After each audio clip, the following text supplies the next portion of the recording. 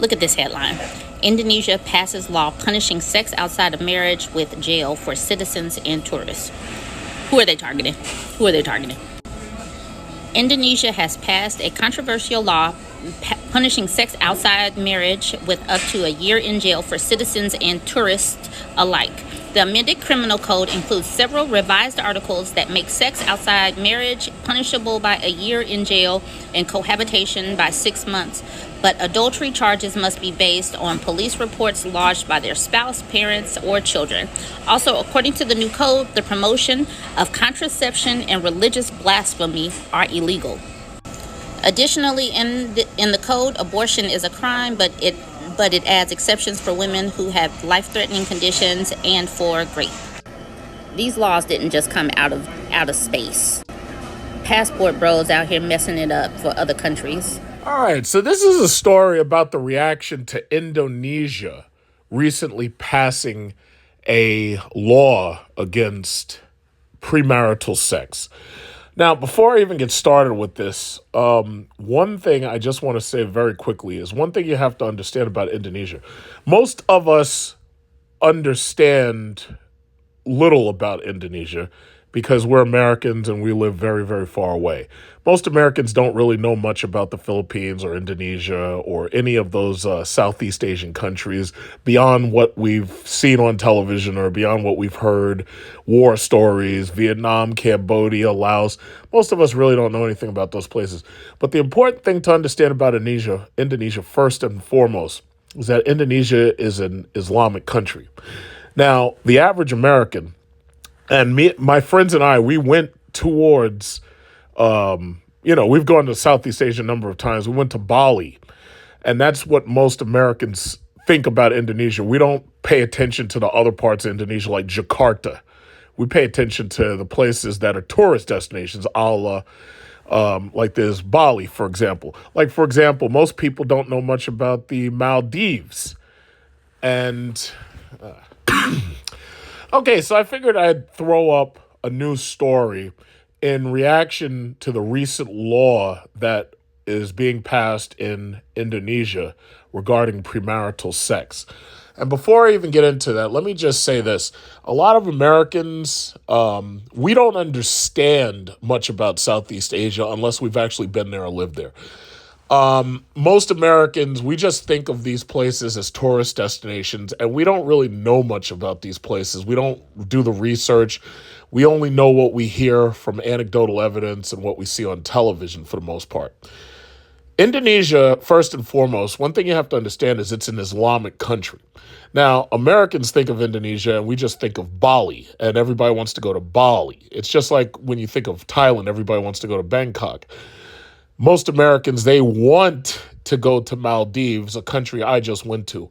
But I have to say, and I've said this before on a couple of panels, actually, I really didn't like Maldives as much as you'd imagine I liked it. When you look at these countries, you look at these countries on Instagram, you look at these countries on Facebook, and they just show you the tourist destinations. What they don't show you is the culture behind the tourist destination. I went to Maldives. I went there during Ramadan, and there were a lot of things about it because it was an Islamic country that I didn't like. For example, observing Ramadan, you can't simply eat anytime you want to eat. Like, for example, when you see these tourist things on Facebook and Instagram, they show you all this fabulous food. Even when you looked at my pictures, you see all this fabulous food from the resorts. Here's the problem, though. If you go to the main islands, you don't have access to anything until about 6 o'clock. All of the stores are pretty much closed up until about 2, or at least I should say afternoon. And then you don't really get to go to like dining spots until basically 6 o'clock. And at that point, like these people, families eat together at about 6 o'clock. Now, Maldives is also it's an archipelago, so there's lots of little islands. And what a lot of people don't understand is that when you go to Maldives, alcohol is illegal. Now, if you go to the resorts, alcohol is legal, but you can't move it around. You can't import it. You're not allowed to take alcohol into Maldives. So basically, that's something a lot of people don't understand. It's like ignorance of the law is what, apparently partially the reason why Brittany Griner ended up in that Russian prison. And you don't want stuff like that to happen to you, especially if you're a passport bro and you plan on traveling. You want to know the local laws before you go to a place like that. So me personally, I went to Maldives. I did that video. I made a full video about the actual place of Maldives. I did a video on parts of Maldives nobody talks about. Like most people only talk about just the what is it called, the resorts. The point of what I'm saying is, it's that I actually didn't like going to Maldives because there was a lot of restrictions. Now, a lot of American women also run into those restrictions when you go to Islamic countries because there's restrictions on what you're allowed to wear. There's restrictions on the amount of skin you're allowed to show, the amount of leg you're allowed to show. You may have to wear a scarf, you may have to wear a burqa, or you may have to wear something that's covering your head or whatnot. And Indonesia is absolutely that type of country. Now, when you go to Bali, the restrictions are loosened specifically for the tourists. But the bottom line is Indonesia is a Muslim country. Now, Indonesia is to the southeast, I believe, of Philippines. I'm thinking of the map in my mind right now. And the thing about it is Philippines and Indonesian people, they, a lot of them migrate back and forth. So for people who are interested in going to Bali, yeah, Bali is really nice, but you'd actually probably have a nicer time in the Philippines. The beaches in the Philippines are actually much, much nicer. But the important thing to remember is that the Philippines is it's a Christian Catholic country. It's not governed by Islamic law. There are some Indonesian people who live in the Philippines, but it's not governed by Islamic law. So personally, I spent a lot of money to go to Maldives. We had a good time. But what I didn't like was the fact that as an Islamic country, it was under, it was subject to Islamic law. You couldn't drink. You couldn't eat before 6. So a lot of the time that I was there, it was like I was swimming. We were at the beach. We were swimming with animals, scuba diving, this, that, and the other. But the thing about it is, if you were attracted to a place because of all the stuff you saw in the tourist resort channels on Facebook and Instagram, the important thing to remember is that entire country ain't like that. And that's the bottom line. So as far as Indonesia goes, and the reason why I'm doing this story is because, as you've probably seen, Indonesia recently passed a law supposedly against premarital sex. Now, let's just read into it just so we understand the facts. So 6 people in Indonesia share their views on the controversial legislation and what it means for them. The news that Indonesia's parliament has passed new legislation outlawing sex outside marriage as part of a wider overhaul of the country's criminal code has triggered concern from human rights activists and prompted protests in the capital, Jakarta. Here, 6 people in Indonesia share their views on the controversial legislation and what it may mean for their personal lives and those of fellow citizens when it comes into effect. It says the law is a clash between tradition and modernism. The ban on extramarital sex in Indonesia is an encroachment on personal liberty. I'm Christian, but it's more an old versus young or rural versus urban issue rather than a religious one. More than anything, this is a clash between tradition and modernism and about whether one's family is accepting of one's sexual choices. There is the clause that extramarital sex is only considered a criminal act if reported by an intermediate family member, parent, spouse, children, and not any random offended party. Foreign visitors would thus only be affected if they engage in extramarital sex with a local Indonesian whose family reports it. So foreign couples should not be worried that they will be endangered by this law, though I think it will give them cause for worry.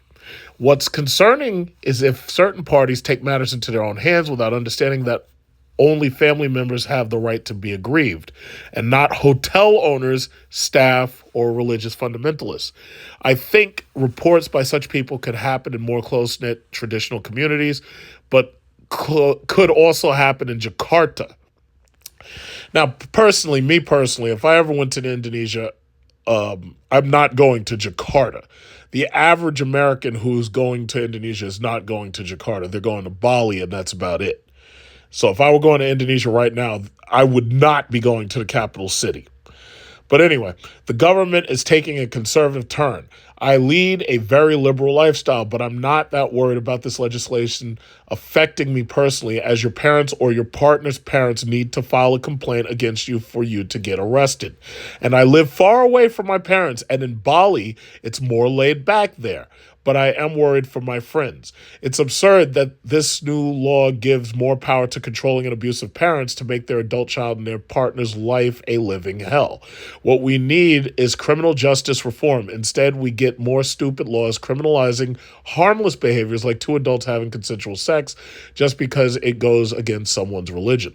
The government is taking a very conservative and authoritarian turn with this new code and is encouraging a snitching culture. They are trying to accommodate and subdue the Islamic right sitting in opposition, who have been saying that the answer to all societal problems is the implementation of Islamic law. And they are gaining popular support, especially from economically marginalized people who make up most of the population. Okay, so this person is Aditya, and that's a copywriter from Bali. Okay, and then now you got Muhammad from Jakarta. He says, it reflects Indonesia's norms and values. The recent passed criminal code, including the extramarital sex article, actually reflects Indonesia's norms and values. Since the country has been using the previous criminal code, a Dutch law legacy that is often seen as outdated for more than a century, it is a breakthrough for Indonesian legislation to have its own criminal code since becoming independent. It is an effort to decolonize one of the national codes. This law puts a premium on marriage to avoid any infidelity. It is not intended to criminalize or restrict human rights, but rather to keep social cohesion on track. There is no problem with international visitors coming to visit. They are all safe as long as they obey the country's regulations. The law also acts as a social control in the hope that it will lead to social change, so that Indonesian girls and women will be protected from sex tourists. Okay, so before I even go on, let's just understand something. So now Indonesia knows that, yeah, first of all, it's funny. There's some people who want to paint this as a passport bro issue. This has nothing to do with passport bros. White American and white British and white Australian and white Europeans have been going to Indonesia for sex tourism for a very long time. Even most of these morons who make these stupid videos on TikTok are quick to point that out, that the passport bros, quote unquote, just discovered a passport, right? So the reality is white men have been doing this for a very long time. They've been going to Indonesia. They've been going to the Philippines. They've been going to Cambodia, Laos, Vietnam. And for the most part, what wasn't sex tourism, they were going there looking for wives for a very long time. So there's a lot of white men who are married to Indonesian, Philippine, these women up in Europe, different parts of Europe. In fact, I'd read a story about that not too long ago about how the government of some European countries, they actually the feminist groups were trying to figure out a way to ban foreign women from Southeast Asia from coming there. I actually did that story a couple of months ago. But anyway, this has nothing to do with passport bros. The majority of black men who are passport bros are not going to Indonesia looking for wives. First of all, one thing I've noticed more and more, the majority of passport bros, specifically black men, they're going to South America. They're either going to South America or the Caribbean. They're going to Dominican Republic. They are not going to Indonesia. I promise you that. They're not going to Indonesia. Those that are interested in meeting Southeast Asian or Malaysian women are going to either Philippines or Vietnam or Cambodia. But they're not going to Indonesia. I'll tell you like that. They're just not. One of the reasons why is because the quality of life, the expenses of living are lowest in like Vietnam and Philippines and Thailand. So you have guys who have videos like Zoom to Thailand, where he goes to Thailand and he's got like a Thai girlfriend and whatnot. But these dudes are mostly not going to Indonesia. Bali is a tourist destination that you really see people who pay most attention to Instagram and like TikTok, and they see these videos about how great these places are. The reality is that when you actually go to those countries, Yeah, there is some fun and some partying and some nightlife to be had, maybe even some sex tourism. But the reality is the passport bros, not the passport pookies and passport ray rays, but the passport bros who are going looking for wives, they're not aiming for Indonesia. That's not the main destination on their list. This has nothing to do with passport bros. However, hearing this law having been made, you have these moron strags on TikTok who are making videos because they're quick to point the finger and accuse passport bros of being the reason behind this. And that's the reason why I'm making this video, because I just want to get the point out there that these moron strags who've probably themselves never been outside of this country beyond the Caribbean, beyond Jamaica and Haiti, these moron strags don't know anything and they think they know everything, but they don't. So, again, this has nothing to do with passport bros. I would say a lot of this is mostly because you have a lot of the fundamentalists among the generation prior who want to control who their children are marrying. Now, they can dress this as something to protect women from, sex tourists, but for the most part, that's not where this is coming from. In fact, the government specifically made Bali laid back because they want to promote tourism and sex tourism. If you were to actually go to Bali and you'd see how they've laid things out, you would realize that the government's not worried about it at all as long as it's consensual, because just you coming there and bringing your tourist money is what's keeping them afloat. In fact, I pointed it out before, and I'm going to have to make a series of videos about this. But even Thailand was doing their best to try to get you to come there. If you're a foreigner and you've got money, you got a pension, they were trying to get you to come there as long as they possibly could, because they know that the longer you go there, if they can get you to invest in their infrastructure or they can get you there for more than 90 days, they were trying to elongate their visas. They see, a country that doesn't want you there gives you a very short visa. They give you like less than 30 days. Thailand was trying to push to make your visa 90 days or more. Thailand issued information about how you could come there and retire there recently. And they were talking about the amount of assets you should have, because they don't want you coming there and ending up poor. They want you to come there and know that you have money coming in. Now, I'm talking about Thailand.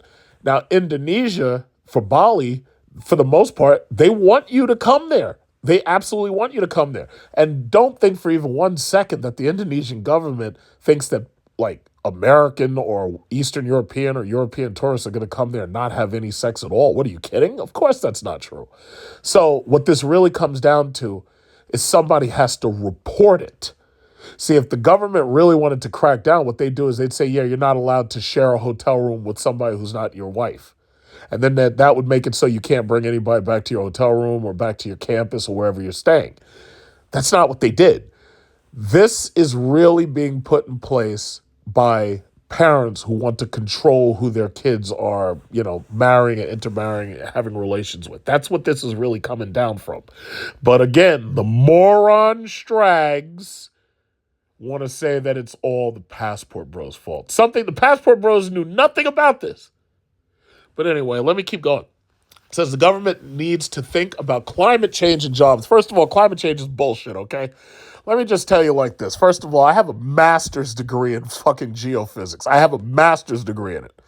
So understand something. Geology and physics. I've got a master's degree in this shit. Now, understand something. All the energy on this planet that isn't coming from within the planet because of the breakdown of uranium into lead and the release of radiation, the majority of the energy on this planet is coming from the sun. Period. It's coming from the sun. Yes, there is geothermal energy coming down from that breakdown of radioactive material. But no, our energy is coming from the sun. Climate change is bullshit. That energy is going to keep coming from the sun whether you use it or not. The mere fact that we have a population that just hit 8 billion and keeps on rising, that's got more to do with your climate problems and your pollution problems than a couple of people driving around in fucking Hellcats and Dodge Chargers and shit. So anyway, jobs is definitely a problem. Ever since the pandemic, a lot of jobs were lost. In Southeast Asia specifically, they had larger amounts of people, adults, going unemployed because obviously the largest portion of their government's income was coming from tourism. This is part of the reason why Thailand and the Philippines, they were desperate to open back up because they needed to get tourists back in there. They had over 50% of their adult population unemployed. That's all fact. Sorry, it's just fact. That's what it was. They want us there. They don't want us not coming there. They want us to come. That's my point. It says the recession and limited job opportunity make life hard for people. I think the government is using this law to distract from these problems. And they very well might be right. China, for example, President Xi is using distractions to distract from the fact that the government in China has put forth these ridiculous COVID quarantines, and it's hurting the people more than it's doing anything to help them. And as long as he can distract you by talking about Taiwan, it's like you're not paying attention to the reality that the government is imposing restrictions on you that's hurting you. So anyway, I think that the new legislation reflects the increasingly conservative values of Indonesians because most people in Indonesia are Muslim. And in our religion, we can't have sex before marriage.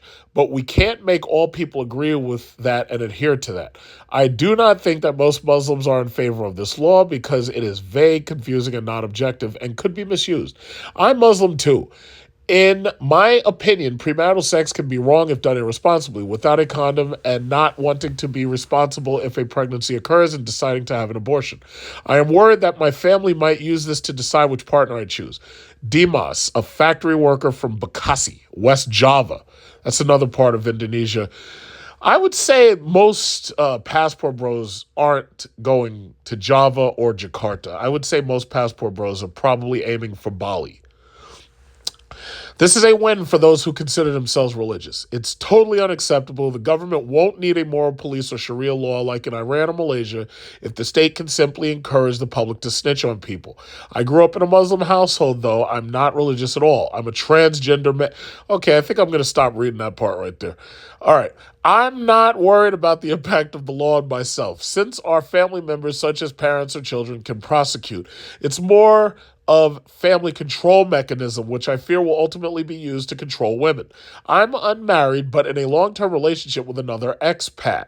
So I'm not worried about the impact of the law on myself. But if I was Indonesian living in a rural area in Java, my lifestyle would be a huge issue. And I find that deeply upsetting. It will, in practice, all come down to how much money people have. If you're rich, you can cohabit with your partner in an apartment block and have privacy. In poor neighborhoods, houses are very tightly crammed together, gossip is very big, and people always know what's going on with their neighbor. It's hard to hide anything there. There's no denying that Indonesia is a conservative country, and it's very easy to stir people up when it comes to religious matters. Although I do feel that much of the religiosity here is just peer pressure because everybody can see how much someone is praying. There are other problematic laws in the new criminal code. Blasphemy is concerning as I'm a closet atheist, and also the laws about insulting the president and state institutions. I've learned to keep tight-lipped while living there and will have to continue doing that. And this is Zoe, who lives in Jakarta. And they said the names are fake, basically. The names have been changed. Yeah, that's all fine and good. So the important thing to take away from this law is not, see, and I know people jump to believe it, but no, this law that they've put together is not to protect women from sex tourism. That's not what this is. First of all, just like these feminists here in America who are trying to make prostitution and sex work legal and palatable because they think this shit is fucking cute, the reality is these sex workers want foreign tourists to come there and take advantage of them because ultimately it means more money for them. You see, if you locked out all of the sex tourists, all they'd have left is the Indonesian men. And if they just have the Indonesian men, they're not going to make much money off of that. You see, these moron, idiot, liberal feminists, they've created virtue signaling on a level that I can't imagine that anybody with an IQ higher than 5 believes half the shit that you hear. It's just like when you hear them saying, oh yes, well, Nike only pays you $5 a week or so, and they make up a fucking number because that's not true. Oh, my Nike only pays the kids $5 a week to make my Air Jordan sneakers. First of all, where they live, they don't have much of an opportunity. Having that factory there is probably the best that they can do. In fact, I'll go so far as to say having one of those factories there is the only thing keeping them out of prostitution. But these virtue signalers and it's funny, they always crank that bullshit up. When there's some political story, they always crank that bullshit up. But the reality is, having these factories there, having somebody sitting there making iPhones and putting together batteries and shit for Teslas, that job is actually keeping them out of sexual exploitation. Now, imagine you go to one of these countries where they don't have factories. They're not making television. Imagine if you go to a place like that and they don't have economic opportunities. Those factories are building up economic opportunity, whether you think that they're making it. Because first of all, you don't understand the price consumer index of that area in the first place. You don't understand how much money those people need to make in order to eat. You don't understand how much money those people need to make in order to pay rent. The virtual signaling is off the fucking chain. It's just incredible. But think about where it's coming from. It's coming from these dumbass liberal arts colleges where you pay $30,000 or $40,000 to get a degree that's useless, that you can't even get a job in, or at least you can't get a job where you can afford to pay it back. The virtue signaling is out of control. These women, and this is something I haven't said yet. Maybe I should have said it before. Most of these morons on TikTok keep making these stupid ass videos. First of all, we already know the issue with them. They're jealous, number one, because when these men are going to these other countries, meeting these women that they're meeting women half their age. Like I tell you about my uncle all the time with the Dominican wife. That chick was 14 younger. She was 14 years younger than my uncle. She was the same age as me. And my uncle is like freaking, right now, he's 55 and she's 44. So these women are jealous. Number one, let's understand this. Let me put it out there right, because I like to enumerate shit. Number one, they're jealous. Their eggs and their milk are old. It's like when I go to Key Food and I go get the eggs and I get the milk. Like, for instance, I got some eggs in my refrigerator and I remember the due date. They are due to expire on December 29th. I plan on making Christmas food with those eggs by December 24th. So, yeah, I've got more than enough time. The sell-by date is the 29th. These women have passed their sell-by date. The milk that's in my refrigerator right now, it doesn't expire until December 20th. These women have passed their sell-by date. They are jealous. That's number one. They are jealous. I want you to all to hear this clearly. They are jealous. Number two, they know that we're going to actually get a real wife and a real family out of these women. That's what they hate more than anything. I want you to notice something. None of these strags have interviewed a husband and wife couple who's a passport bro husband and a foreign wife. Not a single one of them. None of them have brought any of that up. The only time they'll bring it up is if it's in the negative. If they can say, oh, yeah, well, he met her and married her and then he left her for somebody else. Or if he met her and married her and then she left him or something for whatever reason. Those are the only one. They never want to bring up the positive couples that are married that have lasted. That's why I'm going to keep bringing up my uncle, my Dominican wife. And you know what, with his Dominican wife, the funny thing about it is nobody's ever criticized that. Because they can't criticize a positive. You know, these feminists, if they were real feminists, they would actually be happy to see passport bros go into these foreign countries and plucking. I'm gonna use my special brand of words. Plucking these women out of poverty, marrying them, and giving them an economic opportunity and giving them a family opportunity that they never would have had living in their country. But these aren't real feminists. What these women are angry, jealous, strags. That's what they are. And they're angry and jealous because they passed their own sell-by dates, but these other women are fresh on the shelf. You know how you go to Walmart and there's a guy behind the rack and he's pushing out that fresh milk, he's pushing out those fresh eggs? This is why they jump. This is why they mad. That right there is why they mad. And when you break it down like that, that's now you understand why they mad. They ain't mad. They angry. Their septum rings with boogers and snot in their nose, dripping with snot and boogers. They mad. They are so mad. Another reason why they're angry is because they know that when we get real wives and real families out of these women, we are uplifting these women ahead of them. You know how they say that men are pedestalizing women? Like, this is one of the reasons why I say, like, when you rate these women, like when you do these rating apps and stuff, you only go from 1 to 9. There's no such thing as a 10. I don't give it. From now on, I want you to always repeat after me. There's no such thing as a 10. It goes from 1 to 9. The only people who actually believe in quote unquote dimes and tens are simps. Simps that are pedestalizing women above themselves. There's nobody perfect. God tried to make a perfect woman, and you see how that turned out.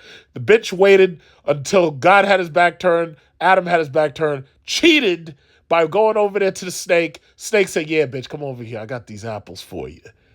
Behind a man's back. Now look what happened. The human race is doomed. Look at that. Human race is doomed because God tried to make a 10, totally fucked it up. Totally fucked it up. It's not his fault. You know, the Lord give, the Lord take away. He tried. There's no such thing as a 10. From now on, anytime you hear somebody say that, anytime you hear somebody say, oh yeah, she's a 10, I want you to immediately reply, there's no such thing as a 10. Let's practice. Oh yeah, you see this chick right here? She's a 10.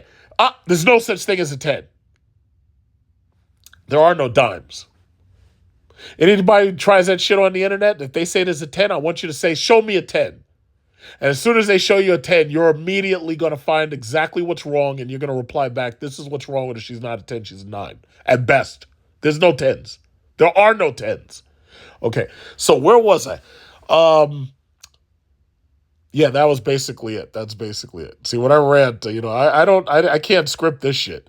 So anyway, this is the actual law from The Guardian. I'll just go over that real quick. It says Indonesia's parliament has overhauled the country's criminal code to outlaw sex outside marriage and curtail free speech. See, that's the other thing. That's something that was also hidden in there.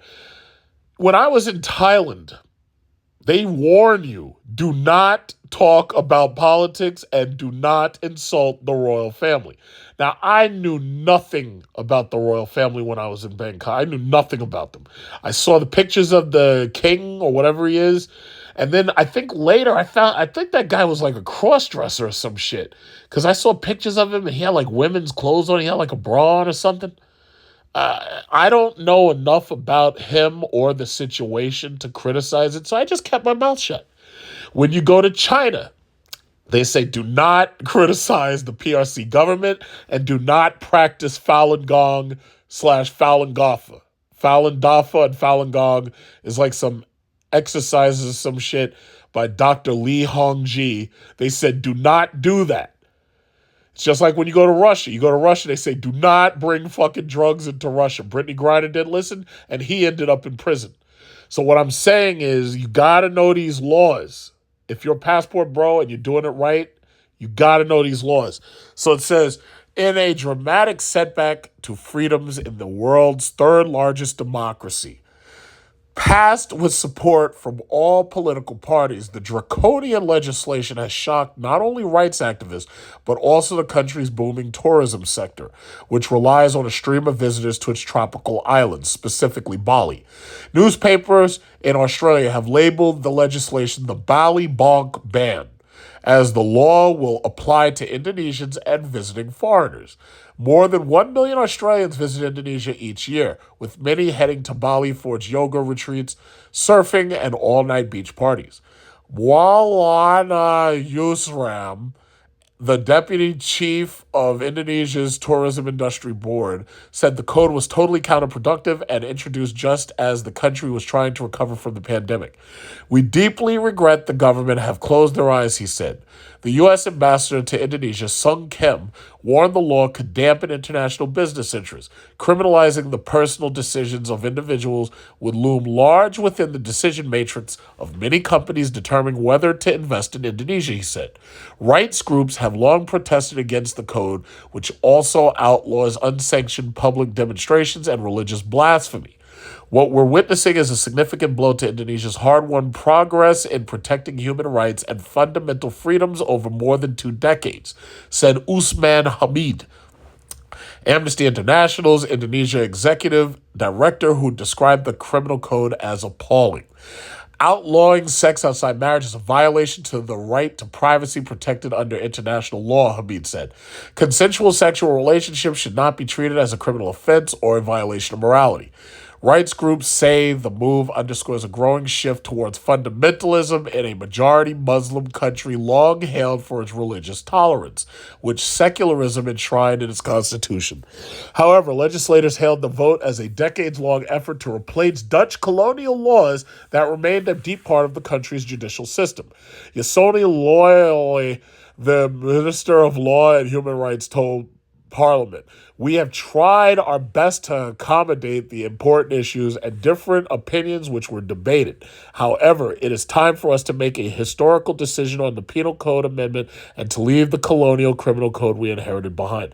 So, this is a picture of Yasona Lawli, the Indonesian Minister of Law and Human Rights. This is a picture of him passing the shit. So basically, supporters of the new laws say that while sex outside marriage will be punishable by a year in jail and cohabitation by 6... Wait, what? Wait a minute. Wait. So the punishment is a year in jail and cohabitation by 6 months? What the hell does that mean? So you mean you're forcing her to live with me so I can have more sex? I guess, I don't know. Charges can be based only on police reports lodged by a spouse, parents, or children. So long story short, we've read 6 opinions by people who are Indonesian. So this is not about some strag on TikTok who's pissed off and angry that she's past her shelf life. This is not about that. I've taken you through it. And I've read to you the law, and I also read to you 6 opinions by Indonesian people who actually live there. It appears to me, based on what we've read, that they feel that this is oppression by the generation before them that wants to force Islamic law on them. So the bottom line is, this has nothing to do with passport bros. This is specifically about the Indonesian people. My guess is that during that pandemic, we didn't hear much from Indonesia. We heard more from the Philippines than we really heard from Indonesia, because Duterte had some pretty strict and brutal enforcement during that pandemic. So we didn't really hear much about Indonesia during that time. I heard more from Thailand. I heard more from the Philippines. I didn't really hear much from Indonesia. My guess is that they had problems coming out of the pandemic. When you lock people up and they're not allowed to do what they normally do and work and this, that, and other, there's nothing left for them to do but have sex. So there was a fear that there was going to be a birth pandemic. They feared that they were going to have a sudden explosion of births, unwanted pregnancies, right? In some of those countries, the number of orphan babies that weren't aborted was increased. The number of abortions did go up. The number of, the number of abandoned children started to rise a bit. But there was a fear that it was going to be much worse than it actually was. So I think that this actually had more to do with the pandemic and the lockdowns than it really has to do with sex tourism. Because if you really think about it, again, the white man in Europe and Eastern Europe and America has been going to these countries forever and getting not only prostitutes, but also getting wives. So there was no reason to suddenly go into this except for the fact that there's a hidden matter behind it. So if you look at what they're doing, they were not only getting the headlines going after premarital sex, but it was also about blasphemy and it was about criticizing the government, which, if you really think about it, a law like this is basically anti-freedom of speech, but they don't have freedom of speech. It's an Islamic country. Now, you look at another country like China and you see what's happening where they damn near have a coup going on. It's not really a coup because, they don't really have enough, high-ranking officials trying to overthrow Xi. But they have huge amounts of protests by people who've had enough of these pandemic lockdowns and had enough of it. And the thing about it is, by passing laws like this, you're criminalizing the right to protest. You're criminalizing free speech. You're criminalizing the right to protest. And you're basically taking away or criminalizing the privacy of two people to engage in premarital sex. And the Indonesian people right here are telling you that. And the younger they are, more likely they're telling you. It's like, yeah, we don't support this.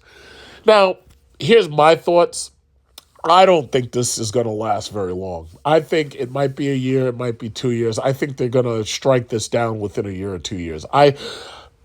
When you give the new generation, like millennials, and you give Generation Z and you give Generation Alpha, when you give them this access to this much freedom, they aren't going to give that shit up.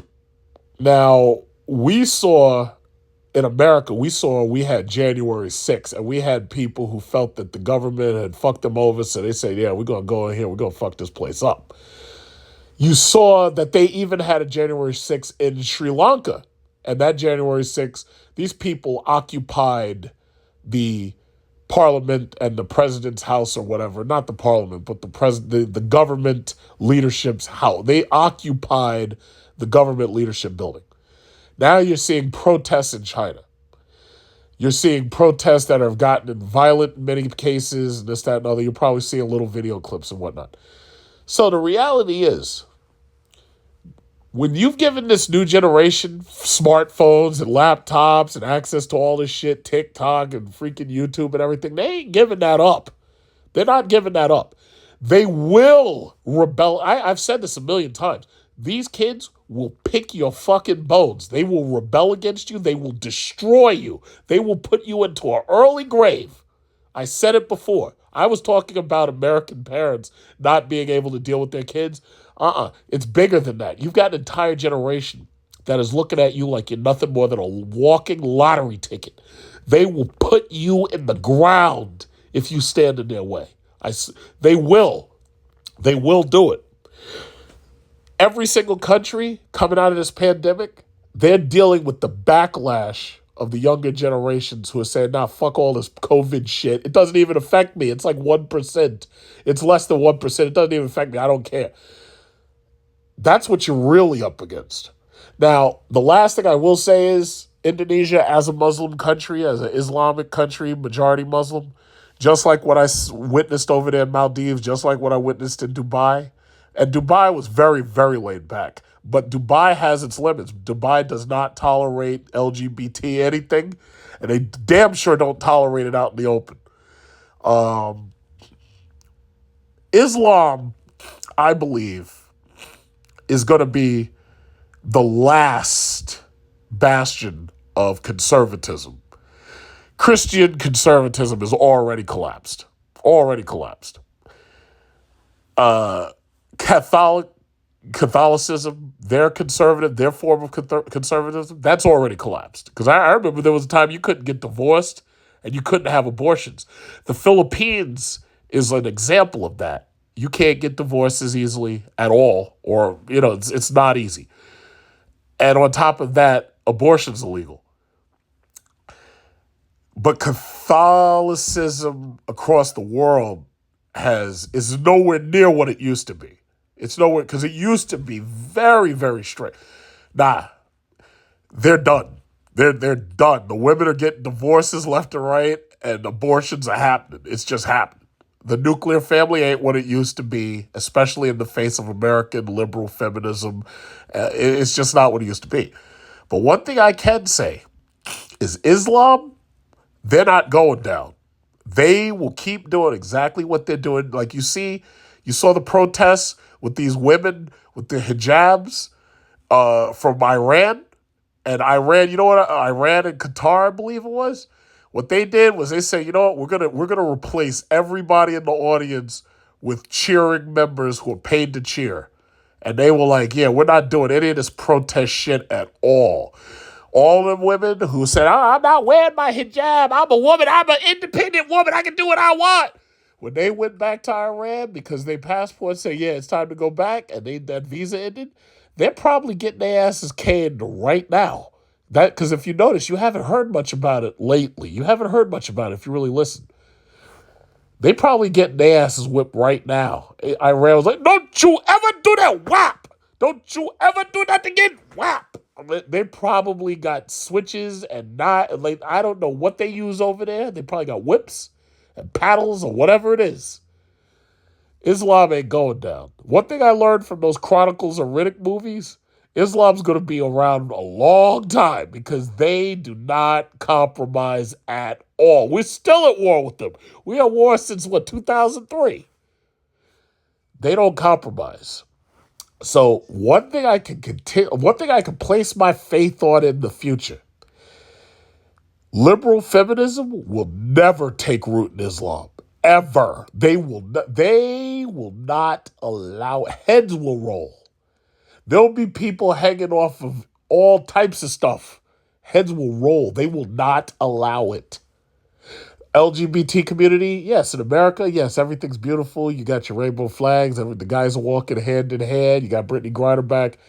But over there, they don't tolerate that shit at all. They don't tolerate it at all. End, full period, stop. They don't tolerate it. That's their religion. That's their culture. The first thing I was taught in culture diversity class is every culture is valid. And one thing I got to say, it's funny because I'm hearing now people saying stuff online. They're like, oh, yeah, marriage is a joke. And this. Nah, let me tell you something. Over there, they ain't joking with that shit. It'll be 1,000 years from now. Islam will still be getting married. They'll still have whatever arranged marriages they have. They will still be doing exactly what they're doing right now. That's the one thing I can bet on. More of those countries will get wealthy. They will look more and more like Saudi Arabia. They'll look more and more like Dubai. But the one thing I will say is when it comes to women's rights, yeah, Saudi Arabia, they let women drive and everything. But that's about it. It's like as far as this hijab and covering up with that burqa and this, that, and other, they ain't playing that shit. They are not playing. And they will show. They maintain a strict control over their society. TikTok don't exist over there. Understand that. They don't have Shrags making TikTok videos about their men. When was the last time you saw one of them Shrags talking bad about their men in their country, in their culture? When was the last time you seen it? You ain't seen it. You ain't seen it. You may see some of them over here in America getting away with that, but not over there. When I was over there in Maldives, they didn't give a fuck if it was 130 degrees outside. You were wearing that burkina. You were wearing that burqa. You were wearing that hijab. You were wearing that. They didn't care how hot it was. I'm up there sweating up a storm. They didn't give a damn. They're like, no. You keep this on. And that was it. That was it. So I gotta give props. I give props where props is due. Islam they control. They will never allow themselves to become what America's fallen into. Because, our laws are being violated left and right. Got mass murderers left and right. You got the families falling apart, creating single mamas creating bastard children going out there committing crimes. Nah, Islam will never allow that. Ever. This law is just a symptom of the overarching issue. They will never. It'll be a million years from now. If humans still exist, they will never go down this path. that we've gone down, that we're down now. You'll never see that happen. So I got to give them their props. This comment is so spot on. And for those that don't know what passport bros are, they are men that are just dating you for the sake of getting papers. Know that these men are playing the long game. They are patient. It can take 3, 4, 5, 6, even 7 years. They will wait it out. They will manipulate you into thinking that you are their one and only, the love of their life, their shining star, when in all actuality, all they want is papers. Because when they do get their papers, they're going to turn around to either give papers to their wives that are back home, to their brother, sister, cousins, or they can also turn around and marry somebody for money. Of course, after they divorce your ass. So don't fall for the okie doke. Like, beware of the passport bros. That's some bullshit. To be continued.